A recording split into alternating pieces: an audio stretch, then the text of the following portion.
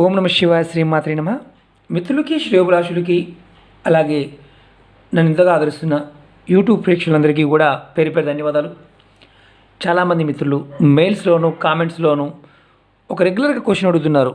ఏంటంటే, మా ఇంట్లో బల్లులు ఎక్కువగా ఉంటున్నాయండి, బల్లులతో ఎలాంటి ప్రయోజనం ఏమన్నా ఉందా, ఏదన్నా మేము చేసుకోగలిగే ఉపాయం ఏదన్నా ఉంటే చెప్పండి అని చాలామంది మిత్రులు అడగడం జరిగింది. వారందరి కోసం ఈ రోజున తంత్ర గ్రంథాల్లో ఉన్న ఒక చిన్న అద్భుతమైన ఉపాయాన్ని తెలియజేస్తాను.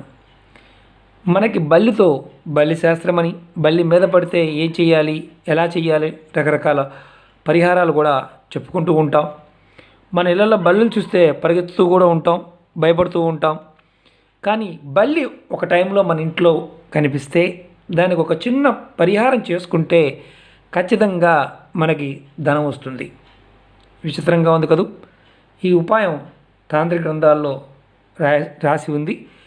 చాలామంది మిత్రులు అడిగారు, ఈ మాకు బల్లులతో భయాలు ఉన్నాయండి, పాయిజనస్గా ఉంటుంది, బల్లి దేంట్లోనే పడ్డా కానీ మరణించినా కానీ చాలా ఇబ్బందులు ఉంటాయి, ఇవన్నీ మనందరికీ తెలుసు. కానీ ఇదే బల్లితో మనకి అద్భుతమైన ధనాన్ని రెట్టింపు అయ్యే విధంగా, అంటే లక్ష్మీ అమ్మవారి కృపా కటాక్షం మన మీద ఉండే ఉపాయం మీకు తెలియజేస్తాను.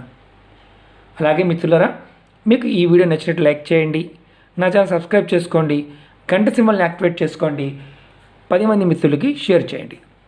కొత్తగా చూసేవారు ఎవరైనా సరే మీరు ఛానల్ సబ్స్క్రైబ్ చేసుకున్న తర్వాత గంట సింబల్ని యాక్టివేట్ చేసుకోండి.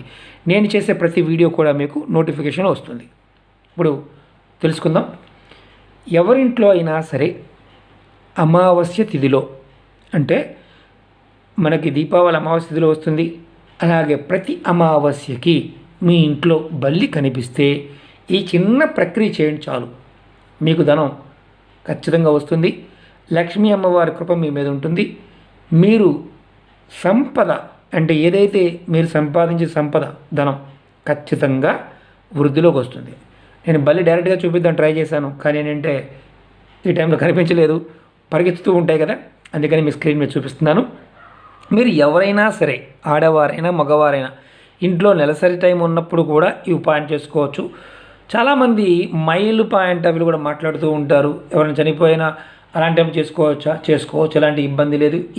ఈ ఉపాయానికి ఎలాంటి ఇబ్బంది లేదు. ఇది పిల్లలైనా, పెద్దవాళ్ళైనా, ముసలి వాళ్ళైనా ఎవరైనా చేసుకోవచ్చు. దీనికి ఎలాంటి నియమం లేదు. బల్లి ఒంటి మీద పడితేనో లేకపోతే అది వంట పదార్థాల్లో పడితే ఇబ్బంది ఉండొచ్చేమో, కానీ బల్లికి మనం ఈ ప్రక్రియ చేయడం వల్ల ఖచ్చితంగా లక్ష్మీ అమ్మవారి యొక్క కృప ఉంటుంది. తంత్రశాస్త్రంలో ఒక అద్భుతమైన విషయం చూడడం జరిగింది. మీకు అమావాస్య తిథిలో, అది దీపావళి అయితే చాలా శ్రేష్టం, లక్ష్మీ అమ్మ కృప ఉంటుంది. బల్లుల్లో మన పూర్వీకులు తిరుగుతూ ఉంటారు అని శాస్త్రంలో చెప్పడం జరిగింది. విచిత్రంగా అనిపిస్తుంది. నాకు కూడా కొన్ని విషయాలు పుస్తకాలు చదివినప్పుడు కూడా అనిపిస్తూ ఉంటుంది, ఏం నిజమా అని. కానీ వాస్తవం ఏంటంటే, మీ దగ్గర ఉన్న మీ పెద్దలను అడగండి. బల్లుల్ని మన పూర్వీకులతో పోలుస్తారు. వాళ్ళు మనం చూడటానికి వస్తూ ఉంటారు అని చెప్తూ ఉంటారు.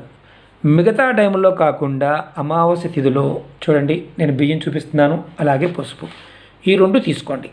తీసుకొని చక్కగా మీరు ఏం చేస్తారంటే కలపండి, ఈ రెండింటిని కలపండి, అక్షంతల్లా చేసుకోండి, లేదంటే డైరెక్ట్ విడిగా కలుపుకోండి. అమావాస్య తిథిలో మీ ఇంట్లో, మీ బెడ్రూమ్లో కానీ, మీ కిచెన్లో కానీ, మీ వంటగదిలో కానీ ఎక్కడైనా సరే ఇది బల్లి కనిపిస్తే మీరు చేయాల్సింది ఏం లేదు. ఈ బియ్యంని, ఈ పసుపు ఉంది కదా, ఈ రెండుని ఆ బల్లి మీద జల్లండి. అది సీలింగ్ మీద అంటుకొని ఉన్నా సరే, పట్టుకొని మాత్రం చేయమాకండి. కనిపిస్తే చేయండి, కనిపించకపోతే చేయమాకండి. ఎందుకంటే మీకు అమావాస్య తిథిలో మీ ఇంట్లో బల్లి కనిపిస్తే మీరు ఇలా చేస్తే లక్ష్మీ అమ్మవారి యొక్క కృప మీ మీద ఉంటుంది. లక్ష్మీ అమ్మవారు మీకు ఖచ్చితంగా ధన సంపత్తి పెరగడానికి అవకాశాలు కలుగుతాయి. మీ ఇంట్లో ధనం నిలబడి తీరుతుంది అని తంత్రశాస్త్రం చెప్పడం జరిగింది. మీరు ప్రాక్టికల్గా చేసి చూడండి. ఇందులో మనం ఖర్చు పెట్టాల్సిందల్లా ఓన్లీ బియ్యము, కొంచెం పసుపు. కిచెన్లో కనిపించిన, బాత్రూంలో కనిపించిన, టాయిలెట్లో కనిపించిన, మీకు ఎక్కడ కనిపించిన అమావాస్య రోజు మాత్రం, పగలు కనిపించిన, రాత్రి కనిపించిన ఈ ప్రక్రియ చేయండి. మీకు లక్ష్మీ కటాక్షం కలిగి తీరుతుంది. ఈ 2 వస్తువులు వేస్తే చాలు, బల్లి మీద జల్లితే చాలు. తంత్రశాస్త్రంలో చాలా గొప్పగా చెప్పారు.